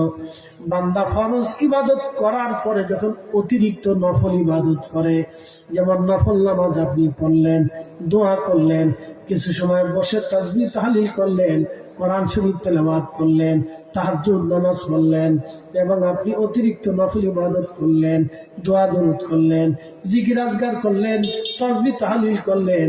এই নফল ইবাদত বান্দা যখন করে, নফল করার কারণে বান্দা আল্লাহর হয়, আল্লাহ বান্দার হয়ে যায়। আজকের মাহফিল আপনার জন্য নফল, ইচ্ছা করলে আসলেও আসতে পারতেন, নাহলে ঘরে বসেও থাকতে পারতেন। কথা ঠিক আছে না? আজকের মাহফিল আপনার জন্য নফল, আপনাকে এখানে জোর করে আনা হয় নাই, আবার চলে গেলে জোর করে বসানো হবে না, ঢোকার জন্য কোনো শর্ত দেওয়া হয় নাই, চলে গেলেও কোনো শাস্তির বিধান এখান থেকে নাই। আপনি এখানে বসলেও আল্লাহ নেকি দিবে, না বসলে আল্লাহ নেকি দেবে না। এটার নাম নফল। বসলে নেকি পাবেন, না বসলে গুনাহ হবে না, কিন্তু এটা নফল। এই যে আপনি নফল করলেন, এই নফলটাই আল্লাহর সাথে বান্দার প্রেম হয়। আল্লাহ নবী এরকম কোন এক মজলিসের পাশ দিয়ে যাচ্ছেন, যাওয়ার সময় দেখলেন সাহাবীরা জিকিরের মজলিস সাজাইছে। নবী জিজ্ঞেস করলেন, মা জালাসনাকুম, সাহাবীরা তোমরা কেন এখানে বসছো? সাহাবীরা বললেন, না আল্লাহ, আমরা আল্লাহর জিকির করতেছি, ওয়া নাহমাদুহু, আল্লাহর প্রশংসা গুণকীর্তন করতেছি। আল্লাহর নবী বলেন, কি কারণে? বলে, আলামা হাদানা লিদীনিহি, আল্লাহ আমাদেরকে দ্বীন দিয়েছেন, হেদায়েত দিয়েছেন, দ্বীন এবং হেদায়েত পাইয়া আমরা আল্লাহ জিকির করতেছি। ওয়ামান্না আলাইনা বিকা, আপনি নবী নামক মহা নিয়ামত আল্লাহ আমাদের মাঝে পাঠিয়েছেন। আপনি নবীর মতো এত বড় নিয়ামত পাইয়া আমরা জিকিরের মজলিস সাজাইছি, আমরা আল্লাহর জিকির করতেছি, আল্লাহকে ডাকতেছি, আল্লাহর হাম করতেছি, আল্লাহর প্রশংসা করতেছি। নবী বললেন, সাহাবীরা রে, কসম করে বলো তোমাদের আর কোন উদ্দেশ্য আছে কিনা? সাহাবীরা বলে, আল্লাহি, আল্লাহর কসম করে বলতেছি হুজুর, ভিন্ন কোনো উদ্দেশ্য আমাদের নাই, শুধু আল্লাহর জন্য, আল্লাহকে খুশি করার জন্য আমরা জিকিরের মাহফিল সাজাইলাম, আল্লাহকে ডাকতেছি, দোয়া করতেছি, আল্লাহর হাম করতেছি। নবী আমার ডাক দিয়ে বলেন, সাহাবীরা তোমাদেরকে সন্দেহ করে নাই, মূলত আল্লাহর জিবরাইল, ফাতানি জিবরিল আলাইহিস সালাম, জিবরিল আমার কাছে আসছে, ফাখবিরিনি, আমার কাছে খবর দিয়ে গেছে, ইউবাহামুকুমুল মালায়েকা, তোমার এই দৃশ্যখানা দেখে, এই মজলিসখানা দেখে, তোমাদের জিকিরের মাহফিল দেখে, তোমাদের দোয়ার মজলিস দেখে, তোমাদের তাসবিহের মজলিস দেখে, তোমাদের হামদের মজলিস দেখে আমার আল্লাহ তামাম ফেরেশতাদের সামনে আল্লাহ অহংকার করে গর্ব করতেছে, আল্লাহ অহংকার করতেছে, আল্লাহ উৎফুল্লিত হয়েছে, আল্লাহ আনন্দিত হয়েছে। আল্লাহ ডাক দেয়, ফেরেশতারা আমারে বান্দা সৃষ্টি করতে নিষেধ করেছিলি, এ ফেরেশতারা আমারে বান্দাকে তৈরি করতে নিষেধ করেছিলি, তোরা বলেছিলি খলিফা পাঠানোর প্রয়োজন নাই, আমরাই আপনারা হাম করি, আমরাই জিকির করি, আমরাই তাসবিহ করি। আমার বান্দার কাম দিলাম, ক্রোধ দিলাম, লোভ দিলাম, মোহ দিলাম, আশা দিলাম, আকাঙ্ক্ষা দিলাম, যাতনা দিলাম, দুঃখ দিলাম, মৃত্যু দিলাম, জীবন দিলাম, ক্ষুধা দিলাম, পেট দিলাম, দুনিয়া দিলাম, স্ত্রী দিলাম, সন্তান দিলাম, সবকিছুকে লাথি মেরে ফেলে দিয়ে আমার বান্দা আমার জিকিরের মজলিসে আজকে বসে গেছে। শীতের মধ্যে, প্রচন্ড ঠান্ডার মধ্যে আমার বান্দা বসে আছে। ফেরেশতারা রে, তোরাই না ভিটো দিয়েছিলি, তোরাই বলে জিকির করবি, তোমরাই বলে হাম করবা, দেখ আমার বান্দারা জিকির করে, আমার বান্দারা হাম করে, আমার বান্দারা আমার কাছে দোয়া করে, আমার বান্দারা আমার তাসবিহ করে। ফেরেশতারা তোরা সাক্ষী থাক, আমার আজকে যেই কয়জন বান্দা আসছে একজনকে আমি শূন্য ফিরাই দিব না, আমি আমার বান্দাদের জীবনের গুনাহ মাফ করে দিলাম।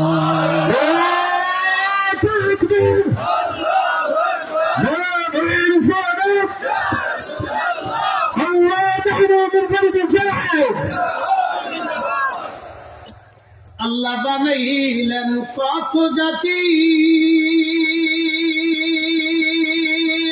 হইল না তার প্রেম প্রীতি, অবশেষে মানুষ বানায় প্রেমের কারণে, প্রেমের ডোরি বান্ধরে মদিনার শোনে। আল্লাহ ফেরেশতাদেরকে ক্ষুধা দেয় নাই, ফেরেশতাদেরকে কাম ক্রোধ দেয় নাই, ফেরেশতাদের যৌবন দেয় নাই, ফেরেশতাদের স্ত্রী দেয় নাই, ফেরেশতাদের সন্তান দেয় নাই, ফেরেশতাদের ক্ষুধা দেয় নাই, ফেরেশতাদের আশা আকাঙ্ক্ষা দেয় নাই, ফেরেশতাদের মৃত্যু এখনই দেয় নাই। ফেরেশতাদেরকে আল্লাহ হায়াত দিলেন, শুধু পজিটিভ আল্লাহ দিয়ে দিলেন, কোন নেগেটিভ আল্লাহ দেন নাই। তারপরে এত কিছু দেওয়ার পরে একটা শয়তান আমাদের পিছনে লাগা আছে। কথা কন না কেন?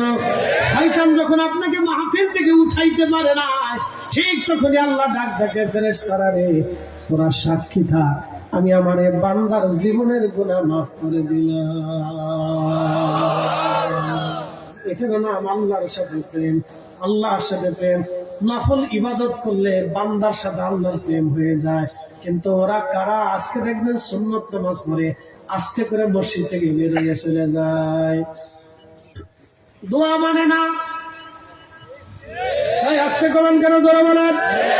এই দোয়া হলো আন্নাওয়াফিল, অতিরিক্ত দোয়া। কি বলবে? ওরা নামাজের অংশ না। আরে বেটা, নামাজের অংশ না তবে কি? ওই হুজুর একদিন দাওয়াত দিবেন, দাওয়াত দিয়ে সুন্দর করে ভাত সামনে দিয়ে কদ্দুর কাঁচামরিচ আর পেঁয়াজ আর লবণ দিয়ে বসে রাখবেন। ব্যাপার কি? আপনি আমার দাওয়াত দিলেন, ভাত তো দিলেন, তরকারি কই? বলবেন হুজুর তরকারি না হলেও চলে। ঠিক আছে, বলে দোয়া না হলেও তো চলে, তুমি তরকারি না হলেও চলে, আপনি খেয়ে চলে যান, তরকারি না হলেও চলে, অসুবিধা না। শীতের দিন আইছে না, হুজুরের দাওয়াত দিয়ে সুন্দর করে ঘরের ভিতরে খাওয়াই খাওয়াইয়া ভিতরে দিয়ে বসাই রাখবেন, কম্বল দিবেন না। যখন রাত্রিবেলা বসে ফাটাফাটি দাওয়াত দিলেন, আব্দুল করিম কই গো বাদি আমার লাই কম্বল দিয়ে দাও। হুজুর শীত আসছে, ঠিক আছে, আপনি আমার মেহমান, অসুবিধা নেই, কম্বল না হলেও চলে।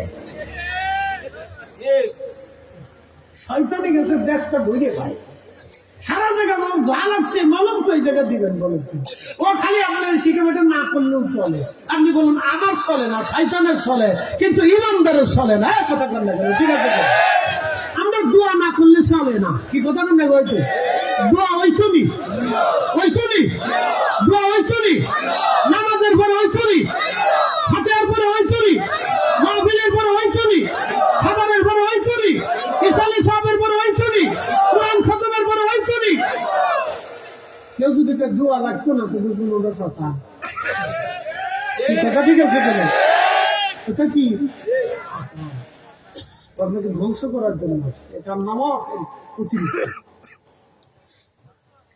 নবীজি বললেন, বান্দা যখন নামাজ করে, অতিরিক্ত করে, তখন বান্দার সাথে আল্লাহর মহব্বত বাড়ে। কি বাড়ে? আচ্ছা বলেন তো। আচ্ছা, খুব মনোযোগ দেন। আপনি আত্মীয় বাড়ি গেছেন, এখন আত্মীয় বাড়ি, আপনি আত্মীয় গেছেন আত্মীয় বাড়ি, যাওয়ার সময় কদ্দুর মিষ্টি, ফল টল, কিছু গিফট টিফট আত্মীয় বাড়ি মানুষ নিয়ে যায় না? আচ্ছা, না নিলে কি চলে না? চলে, কিন্তু নেয় কেন? এই গিফট এটা হচ্ছে অতিরিক্ত। আর নাওয়াফিল, এই যখন মিষ্টি টিষ্টি নিয়ে, ফল ফ্রুট নিয়ে যখন আত্মীয় বাড়িতে ঢুকলেন, তখন আত্মীয়র সাথে আপনার মহব্বতের সম্পর্কে বাড়ে না কমে? আবার আত্মীয় বিদায় নেওয়ার সময় বন্ধু দেখবেন কিছু একটা গিফট, কাপড় টাপড়, ঘড়ি টড়ি কিনে দিয়ে, এটা আমরা দিলাম, আপনি নেন। তখন এই ঘড়ি টড়ি, গিফট, কাপড় টাপড়, একটা প্রসাদনী বা একটা উপহার সামগ্রী গিফট যখন দেয়, হাদিয়া যখন দেয়, তখন কি মহব্বত বাড়ে না কমে? তো আল্লাহরে বান্দা যখন নাওয়াফিল অতিরিক্ত ইবাদত দেয়, এটা হলো আল্লাহর জন্য বান্দার পক্ষ থেকে হাদিয়া। মারহাবা কইতেন না? ফরজ তো ফরজ, এটা তো করতেই হবে। কি কথা ঠিক আছে কিনা? ফরজ তো ফরজ, এটা আপনাকে করতেই হবে। জোহরের নামাজ আসরের রক্তে বললে চলে না, জোহরেরটা জোহরের সময় করতে হবে। মাহে রমজানের রোজা রজব মাসে আদায় করলে হয় না, রমজানে করতেই হবে। কি কথা ঠিক আছে কিনা? কেউ যদি মনে করে ঈদ উল ফিতরের নামাজ আমরা 3 দিন পরে পড়বো, হবে না। ঈদ উল ফিতরের নামাজ যেই দিন ওই দিনই আদায় করতে হবে। ঈদ উল আজহার নামাজ যেই দিন সেই দিনই আদায় করতে হবে, পরের দিন হবে না। এটা ওয়াজিব, ওই দিন করতেই হবে। ফরজ এবং ওয়াজিব এটা আপনাকে নির্দিষ্ট টাইমে করতেই হবে, আপনি এটা ছাড়া যাবে না। এরপরে যখন অতিরিক্ত কিছু করবেন ইবাদত, এটা নওয়াফিল। ইসলামের ফিকি মাসালা এটাকে বলে নওয়াফিল, অতিরিক্ত। অতিরিক্ত যেমন 2 রাকাত অতিরিক্ত নফল নামাজ পড়ছেন, বা আপনি সারা রাত্র নামাজে দাঁড়াইছেন, নামাজ পড়তে পড়তে পড়তে পড়তে তাহাজ্জুদের সময় আসছে, তাহাজ্জুদ করলেন, কোরআন পড়লেন, জিকির করলেন, তাসবিহ করলেন, হাম করলেন, সিজদা করে রাখলেন, কান্নাকাটি করলেন, দুরূদ শরীফ পড়লেন, বিলাস শরীফ পড়লেন, দোয়া করলেন, কবরের কাছে চলে গেলেন, ফাতিহা পড়লেন, দোয়া করলেন, এগুলি আর নওয়াফিল অতিরিক্ত। কিন্তু হতভাগা অতিরিক্ত বানাইছে বেদাত। আজকে করবেন না, জোরে বলেন। আজকে জনাব তারেক জি আসে মার্কট পাশে লাশের পাশে বসে বসে কোরআন শরীফ করতেছে। আমার কি দৃশ্যটা ভালো লাগছে। কে কোন দল করেন না করেন, আমি কোন দল টল করি না, কিন্তু ওনার এই দৃশ্যটা আমার কাছে কেন ভালো লাগছে জানেন? এত ফতোয়ার ভিড়ে উনি কিন্তু ওনার নীতি ছাড়ে নাই, এই জিনিসটা কিন্তু ভালো লাগছে। আমি রাজনীতির ফাংশনে আছি না, রাজনীতি বাদ দিয়ে দেয়। জনাব তারেক জিয়া সাহেবের এই জিনিসটা আমার কাছে খুব ভালো লাগছে, যে উনি মায়ের লাশের পাশে বসে, মার জন্য বসে বসে কোরআন শরীফ পড়তেছে। ওই যে লামাযহাবীরা ফতোয়া দেয় বেদাত, উনি কিন্তু এই বেদাতের এই ফতোয়ার দিকে উনি তাকান নাই, উনি আল্লাহর কোরআন তেলাওয়াতের দিকে তাকাইয়া মার পাশে বসে কোরআন শরীফ পড়ছে। কথা ঠিক আছে কিনা? তাহলে উনি ওনার নীতির উপরে অটল আছে। আলহামদুলিল্লাহ বললেন না? না আরো জোরে বলেন আলহামদুলিল্লাহ। আমার কাছে এই জিনিসটা ভালো লাগছে। আপনি রাজনীতি সেটা আপনাদের ভিন্ন বিষয়, কিন্তু এই ইবাদতের এই ফাংশনটা আমার কাছে ওনার এই দিকটা ভালো লাগছে, এটা ভালো লাগছে। যে উনি মায়ের জন্য বসে বসে কোরআন শরীফ করছে, এটা ভালো লাগছে। ভালো, যেটা ভালো সেটা ভালো বলতে হবে। কথা ঠিক আছে কিনা? যেটা খারাপ সেটা খারাপ বলতে হবে। আমি কোন রাজনৈতিক দলের সদস্য না, আমি আবারও বলতেছি, আমি আগেও না পরেও না, জীবনে কোনোদিন ভোট দিইনি, এটা কত সত্য। আগামীতেও দেবো কিনা আমি তাও জানি না, সত্যি কথা। হুজুর কেন দেন নাই? ভোট কারে দেয়? একজনের ভোট আমি দিয়ে দিলাম, কিন্তু ওই লোকটা পরে যদি দম চুরি করে, কেমন দিলে আমারে আল্লাহ ডাক দেখে বলবে, তুমি সমর্থন দিছিলে, এবার দম চুরির হিসাব তুমি বুঝাই দিয়েছ। আমার বিপদ না, এই জন্য আমি দিইনি, কোনোদিনও দিইনি। গত বছর নির্বাচনে আমি ইন্ডিয়ার মাহফিল করতে চলে গেছি, এই বছরের নির্বাচন আসলে আমি কোন জায়গায় যাবো আমি কিছু জানি না। তো যাই হোক, রাজনৈতিক ফাংশনে আমি কখনো জড়িত হই না, বা হই না, আগামীতে হবো কিনা সেটা আমি জানি না। আমার কাছে এই ইবাদতের এই ফাংশনটা আমার কাছে ভালো লাগছে। এটা আর নওয়াফিল অতিরিক্ত, মারহাবা বলবেন না? এই আর নওয়াফিল অতিরিক্ত ইবাদতটাকে বেদাতের ফতোয়া দিয়া যারা বন্ধ করতে চান, ওরাই হচ্ছে শয়তানের দোসর। মানে আপনি আমাদের বন্ধ বলেন আর খারাপ বলে, ও সাথে আমার দেখার বিষয় না, ও সাথে আমার দেখার বিষয় না। কারণ এদেশে যে পরিমাণে বেহেয়াপনা বাড়ছে, আরে এদেশের নারীরা আগে ঘরে ঘরে কোরআন পড়তো, এখন এদেশের নারীরা কোরআন শরীফ চিনেই না। রমজান মাস আসলে প্রত্যেক বাড়িতে কোরআন খতমের প্রতিযোগিতা চলতো, মেয়েরা মহিলারা প্রত্যেক দিন কোরআন শরীফ পড়িয়ে পড়ে খতম ওঠাইতো, প্রত্যেক বছরে খতম ওঠাইতো। কেউ 10 পৃষ্ঠা, কেউ 20 পৃষ্ঠা করে আমাদের নারীরা কোরআন শরীফ পড়তো। তখন নারীদের কথা কই লাভ নেই, হ্যাঁ তারা চিন্তা করে কেমন লিপস্টিক মামো, কেমনে সাজবো, কেন কানের তার দিব, কেমনে পোশাবি আনবো, কাপড় চুল কেমনে জং পড়বো, চিনকু পাকবো, সব লেখা। আর এটা কই তো লাভ নেই। এখন মাদ্রাসার বেরিয়ে দাও, পুরি বাপরে বাপ বুরকা পরিয়ে, তারপরে কি হাত মোজা পা মোজা পরে যেমনি টিকটক বানায়, ও দেখে শয়তান চিন্তা করে আমার আর বাংলাদেশে কোনো কাজ নাই।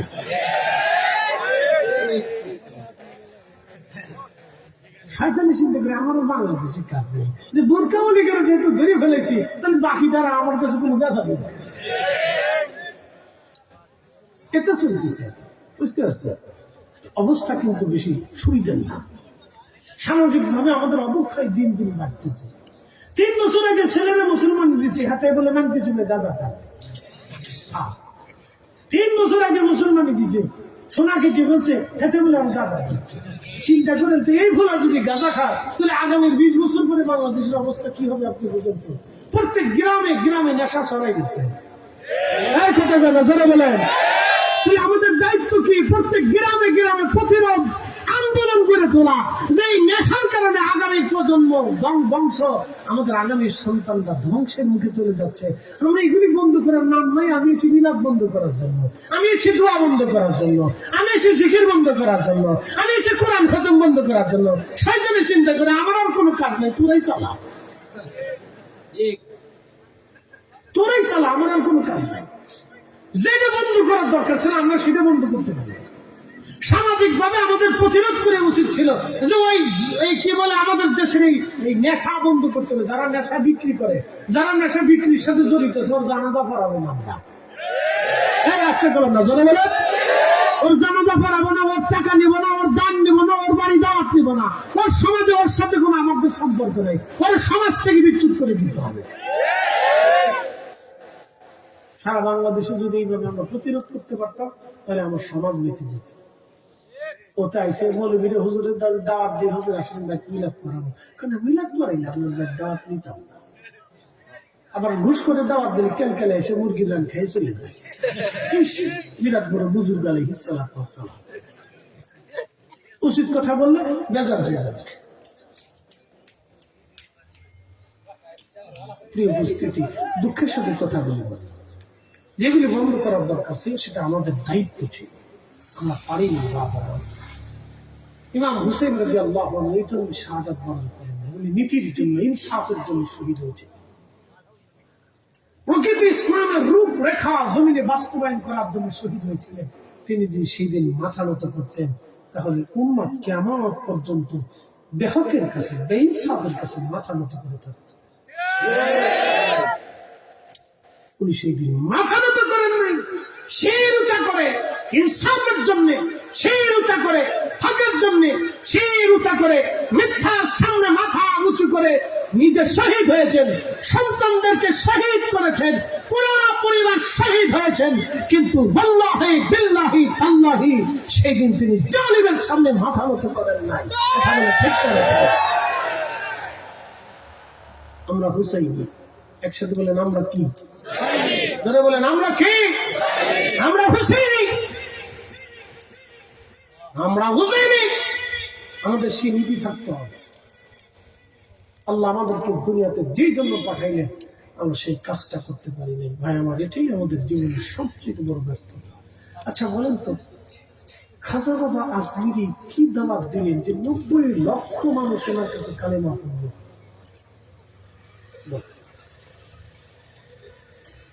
90 লক্ষ মানুষ ওনার কাছে কালেমা পড়লো, উনি কি দাওয়াত দিলেন? তাহলে ওনার ওয়াজ কি ওয়াজ ছিল আর আমাদের ওয়াজ কি ওয়াজ? আমরা এত আলিমরা ওয়াজ করি কিন্তু মুসলমান বানাইতে পারি না। আর উনি কি ওয়াজ করলেন যে সেই দিন 90 লক্ষ মানুষ কালেমা পড়েছিলেন? তার অর্থ হল ওনার নীতি আদর্শ এবং ওনার কামালিয়াত দেখে 90 লক্ষ মানুষ সেই দিন বুঝেছিলেন উনি হক নিয়ে এসেছে। কথা ঠিক আছে না? উনি হক নিয়ে এসেছে, উনি হক নিয়ে এসেছে। আল্লাহ সেই অলিদের পথে আমরা যেন আল্লাহ কবুল করেন। জোরে বলেন আমিন। একটু মহাব্বতে জিকির করেন লা ইলাহা ইল্লাল্লাহ। জোরে লা ইলাহা ইল্লাল্লাহ। হয় না লা ইলাহা ইল্লাল্লাহ। লা ইলাহা ইল্লাল্লাহ। হাসবি রাব্বি জাল্লাল্লাহ মা ফি কলবি গায় আহা নূর মুহাম্মদ করি লা ইলাহা ইল্লাল্লাহ। লা ইলাহা ইল্লাল্লাহ। জোরে লা ইলাহা ইল্লাল্লাহ। আওয়াজ তুলে আল্লাহ আল্লাহ আল্লাহ আল্লাহ আল্লাহ আল্লাহ আল্লাহ আল্লাহ আল্লাহ আল্লাহ আল্লাহ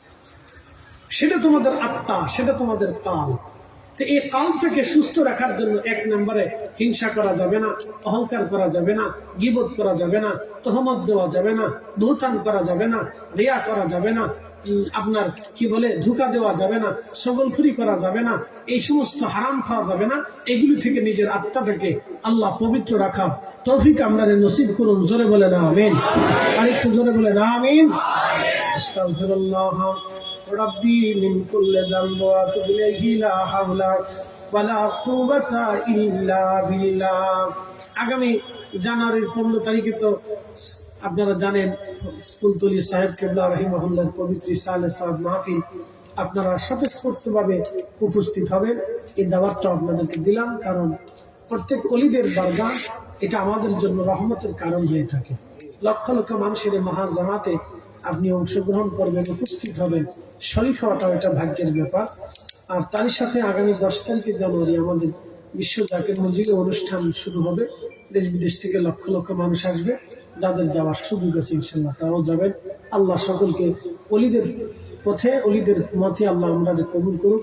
আখিরাতে অলিদের সঙ্গী হিসেবে আল্লাহ আমাদের কবুল করুক। জোরে বলে না আমিন। আস্তাগফিরুল্লাহ রাব্বি মিন কুল্লি যামবি ওয়া আতুবু ইলাইহি লা হাওলা ওয়ালা কুওয়াতা ইল্লা বিল্লাহ। আল্লাহুম্মা আমিন। ربنا آتنا في الدنيا حسنة وفي الآخرة حسنة وقنا عذاب النار. ربنا لا تزغ قلوبنا بعد إذ هديتنا وهب لنا من لدنك رحمة إنك أنت الوهاب. رب العالمين কবুলপুর আব্দুল্লাহপুর এলাকাবাসীর উদ্যোগে 2য় বার্ষিক ইসলামী মহাসম্মেলন শেষে তুমি মনিবের আসমানে এই মুহূর্তে আমি হাত বাড়াইলাম। আল্লাহ আমার পরমাণিক উলামায়ে কেরাম আসবেন, তাকরীর করবেন। আল্লাহ মেহেরবানি করে এই মাহফিল মঞ্জুর করো। আমাদের হাদিয়া তোমার মেহবুবের দরওয়াজায় জান্নাতের বাগানে পৌঁছায় দাও আল্লাহ। জান্নাতুল বাকি, জান্নাতুল মুআল্লা, বদরে, উহুদে, খন্দকে, মুতা, হুনাইন, শুহাদায়ে কারবালায়, শুহাদায়ে উহুদে, শুহাদায়ে বদরে যারা ঘুমিয়ে গেছেন আল্লাহ সকলের রূহে পাকে হাদিয়া পৌঁছায় দাও। কাদেরিয়া, চিশতিয়া, নকশবন্দিয়া, মুজাদ্দিদিয়া, হানাফি, শাফিঈ, মালিকি, হাম্বলি, 360 আউলিয়া, সুলতানুল আউলিয়া হযরত শাহজালাল ইয়ামানি মুজাদ্দিদ রাহমাতুল্লাহ আলাইহি, আল্লাহ হযরত আল্লামা সাহেব কেবলা ফুলতুলি রাহমাতুল্লাহ আলাইহির খেদমতে আজকের মাহফিলের হাদিয়া দয়া করে পৌঁছায় দাও আল্লাহ। রব্বুল আলামিন সব হাদিয়া পৌঁছাও আমার বাবার কুল, মায়ের কুল, যে যেখানে কবর দেশে ঘুমাই গেছে আল্লাহ, বাবা আমার কবরে দয়া করে সওয়াব পৌঁছে দাও। ইলাহি এই প্রচন্ড শীতের মধ্যে মার কোলের মধ্যে বারবার পেশাব পায়খানা সেরেছি, ইয়া রব মা তো লাথি মেরে ফেলে দেন নাই আল্লাহ, মা আমাদেরকে ফেলে দেন নাই আল্লাহ, বুকের ভিতরে কোলের মধ্যে জড়িয়ে ধরে রেখেছি। কবর দেশে মা কেমন আছে আমাদের জানা নেই আল্লাহ, মার কবরটা দয়া করে জান্নাতের বাগান বানায় রব্বুল আলামিন। আল্লাহ বাবা কবরে কেমন আছে জানি না, পাখিরা উড়ে উড়ে খাবার নিয়ে বাচ্চাদের মুখের মধ্যে যেমনি খাবার দেয়, এলাহি বাবা ওইভাবে রুটি রুটি করে পাখিদের মতো খাবার এনে আমরা খাওয়াইছি আল্লাহ। বাবা মার কবর জান্নাতের বাগান বানায় দাও। ইউনূস নবীরে করছ গো দয়া আল্লাহ, মাছের পেটেতে রাখিয়া আমরা রেডি করবা গো দয়া আল্লাহ, কবরে রাখি আল্লাহ মাফ করছনি। জীবনের জানা অজানা যত গুনাহ আছে সব গুনাহগুলি মাফ করিয়া দাও। কবুলপুর আব্দুল্লাহপুরের মাটির নিচে যত মানুষ কবর দেশে ঘুমাই গেছে আল্লাহ, সবার কবর গুলির মধ্যে মাহফিলের সওয়াব পৌঁছে দাও। ইলাহি মেহেরবানি করে আল্লাহ মাহফিলে তারা অর্থ দিয়ে, বৃত্ত দিয়ে, শারীরিক শ্রম দিয়ে, মেহনত দিয়ে, ভলান্টিয়াররা, যুবকরা যে যেভাবে সাহায্য সহযোগিতা করে এই মাহফিল সুন্দর করে যারা সাজাইলো বা আল্লাহ তাদের বাড়ি ঘরে বাড়ি তো তুমি সাকিনা দয়া করে নাজিল করে দাও। প্রবাসী বিদেশ থেকে আমার ভাইরা যারা সহযোগিতার হাত বাড়াইলেন আল্লাহ প্রবাসী বিদেশি ভাইদেরকে তুমি দয়া করে কবুল করে নাও। মুসিবত বালা থেকে তুমি তাদেরকে দয়া করে হেফাজত করো আল্লাহ। আলহামদুলিল্লাহি রাব্বিল আলামিন ওয়াসসালাতু ওয়াসসালামু আলা রাসূলিল কারীম।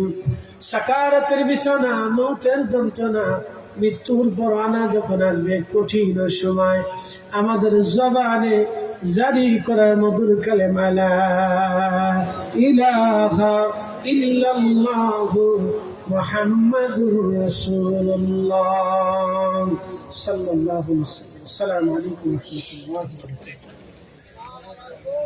আলহামদুলিল্লাহ, অসংখ্য মোবারক জানাচ্ছি। আমরা এতক্ষণ যাবত যার কাছ থেকে